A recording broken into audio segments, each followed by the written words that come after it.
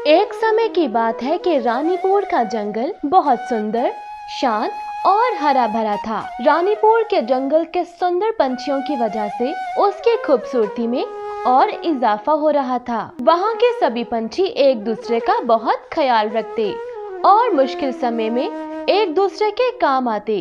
उस जंगल में 4 मित्र, मीनू चिड़िया, कालू कौवा, मिट्ठू तोता और बोनी उल्लू रहते थे। वे सब आपस में बहुत पक्के मित्र थे और सारा समय वो जंगल में एक साथ बिताते थे। एक दिन मीनू चिड़िया बहुत खुश थी। वे अपने घोंसले की सफाई करते हुए अपनी सुंदर सी आवाज में गीत भी गा रही थी। उसी समय मिट्ठू तोता उसके घोंसले में आता है। अरे अरे मीनू बहन, कैसी हो? क्या बात है, आज तो बहुत खुश लग रही हो। अरे मिट्ठू भैया, मैं बिल्कुल ठीक हूँ। आप बताओ, आप कैसे हो और मेरे घोंसले में कैसे आना हुआ?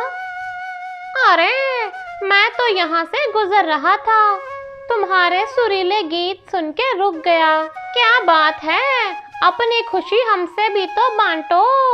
अरे हाँ तोते भैया, क्यों नहीं, तुम मेरे बहुत प्यारे मित्र हो। अपनी खुशी तुमसे नहीं बांटूंगी तो किससे बांटूंगी? असल में आज मेरी बहन पारो आने वाली है। उसकी शादी दूसरे जंगल में हुई है और वे काफी समय के बाद मुझसे मिलने इस जंगल में आ रही है। मैं उसके बिना बहुत उदास थी, इसीलिए आज उसके आने की खबर पे बहुत खुश हूँ। अरे वाह, ये तो वाकई बहुत खुशी की बात है। लेकिन ये तो बताओ कि पारो बहन के खाने के लिए कुछ इंतजाम किया है या बस गीत ही गाए जा रही हो? अरे हाँ ना भैया, मैंने पारो के भोजन के लिए बहुत कुछ बना लिया है। बादाम, गंदम, चावल और भी बहुत कुछ। लेकिन सोच रही हूँ कुछ मीठा भी ले आऊँ। मेरी बहन पारो को मीठा बहुत पसंद है। अरे तो बस ठीक है, मैं भी तुम्हारे साथ चलता हूँ। आखिर तुम्हारी बहन मेरी भी तो बहन है। इसके बाद मिट्ठू तोता और मीनू चिड़िया मीठा भोजन तलाश करने चले जाते हैं। उनके जाने के बाद कालू कौवा किसी काम से मीनू चिड़िया के घोंसले में आ जाता है, लेकिन मीनू चिड़िया वहां पर नहीं होती। कालू कौवा बहुत आलसी, कामचोर और लालची भी था। वो हमेशा मुफ्त के खाने की तलाश में रहता ताकि उसे भोजन लाने के लिए मेहनत ना करनी पड़े। मीनू चिड़िया के घोंसले में इतने सारे लजीज भोजन देख के कालू कौवे के मुंह में पानी आ रहा था।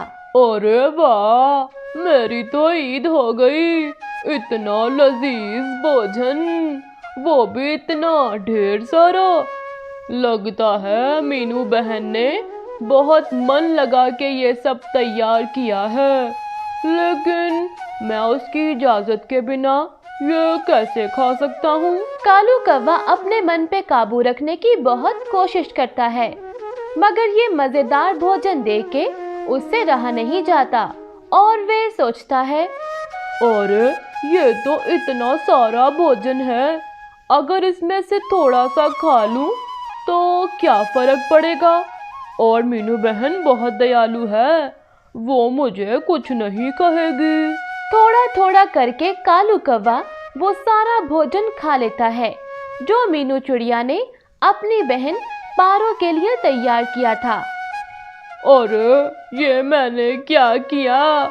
मीनू बहन से इजाजत लिए बिना ही उसका सारा भोजन खा लिया, अब क्या होगा? सारा भोजन खत्म करने के बाद कालू कौवे को अपनी गलती का एहसास होता है, लेकिन अब क्या हो सकता था? उसी वक्त मीनू चिड़िया और मिट्ठू तोता मीठा भोजन लेके वापस आ जाते हैं। जब मीनू चिड़िया ये देखती है कि कालू कौवे ने उसका सारा भोजन खा लिया है, तो उसको बहुत दुख होता है, क्योंकि उसकी बहन पारो आने ही वाली थी और अब उसके पास भोजन के लिए कुछ नहीं बचा था। मीनू चिड़िया परेशान होकर रोने लगती है। रोने की आवाज सुन के उसके बाकी मित्र भी वहां पर आ जाते हैं। अरे अरे मीनू बहन, तुम रो मत, हम सब मिलके पारो बहन के भोजन का इंतजाम दोबारा कर लेते हैं। आखिर वो तुम्हारी बहन है तो हमारी भी तो बहन है, और इस कालू को हम बाद में देख लेंगे। अरे हाँ मीनू बहन, परेशान मत हो, तुम अपने घर में बैठो, मैं अभी शरबत और बादाम लाता हूँ। मेरे पास कुछ और अनाज भी पड़ा होगा, तुम फिक्र मत करो। और मैं जाके जंगल से कुछ फल लेकर आता हूँ, और तुम रोना बंद करो, पारो बहन आती ही होगी। तुम्हें रोता देख के वो भी परेशान हो जाएगी। तुम सब मित्र कितने अच्छे हो, तुम लोगों के होते हुए मुझे चिंता करने की क्या जरूरत है।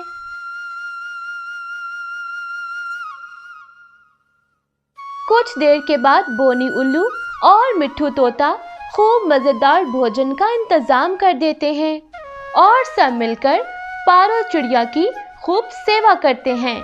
सब मित्रों को मीनू चिड़िया की बहन के साथ गपशप लगाता देखकर कालू कौवे को अपने किए पर बहुत पछतावा होता है और वो जाकर उन सब से माफी मांगता है। अरे कालू भैया, तुमने जो भी किया वो अच्छा नहीं था, लेकिन आज मेरे लिए बहुत खुशी का दिन है, इसलिए मैं तुम्हारी गलती को माफ करती हूँ। मेरे इन मित्रों ने बहुत शानदार भोजन का इंतजाम किया है, अगर तुम चाहो तो और भी खा सकते हो। हाँ हाँ कालू भैया, तुम भी हमारे साथ बैठ के बातें करो। मीनू चिड़िया का बड़ा दिल और बाकी मित्रों की मोहब्बत को देख के कालू कौवा खुद से ये वादा करता है कि आइंदा वो कभी चोरी नहीं करेगा। एक समय की बात है कि रानीपुर गांव के एक जंगल में सभी पंछी खुशी के साथ जीवन बिता रहे थे।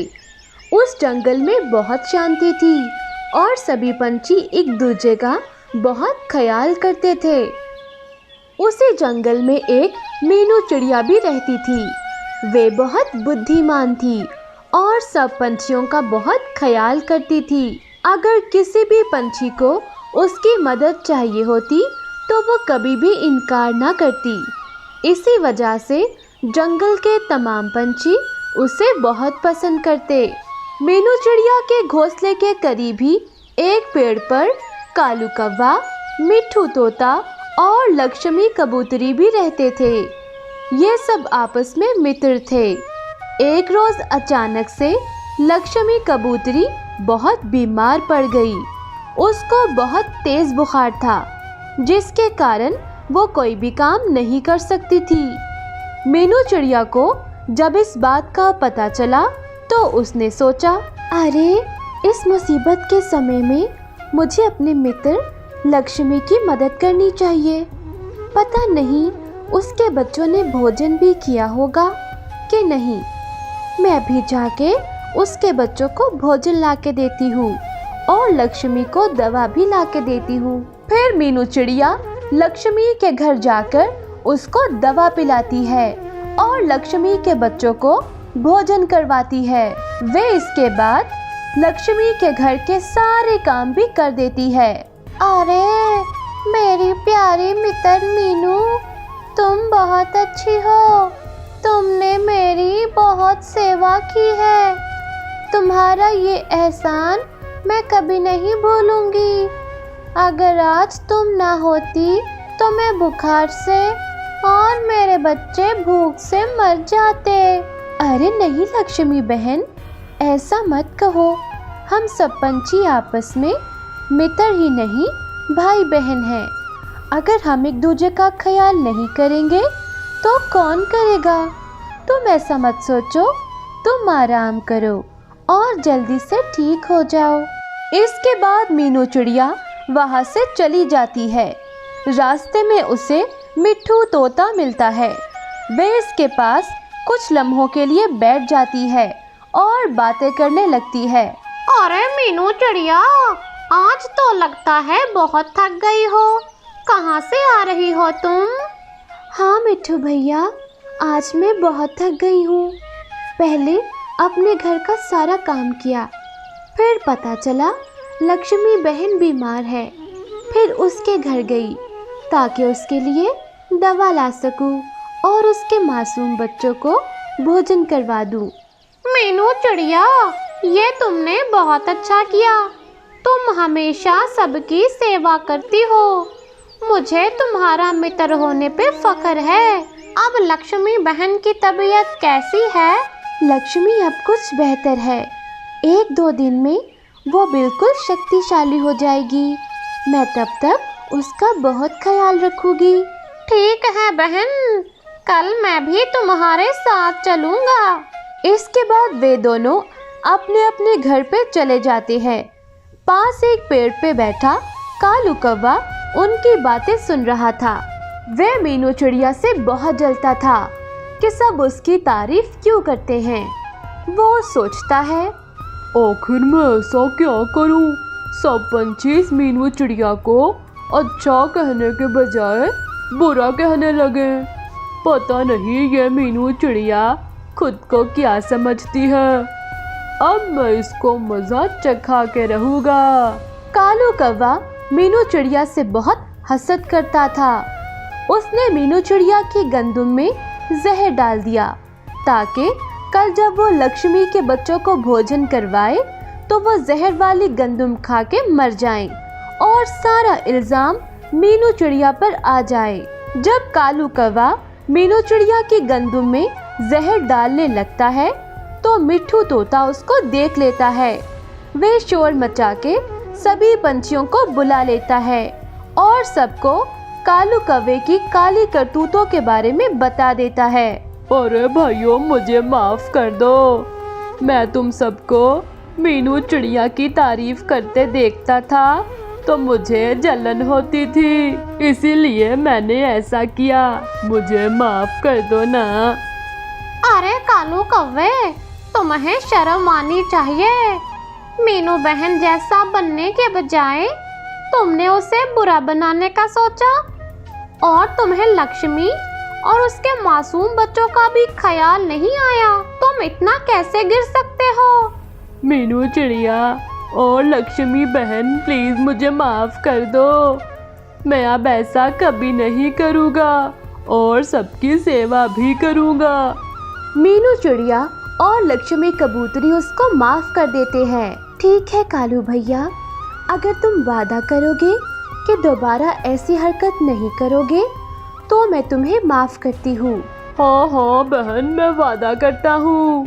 फिर वे सब हंसी खुशी अपना जीवन बिताने लगते हैं।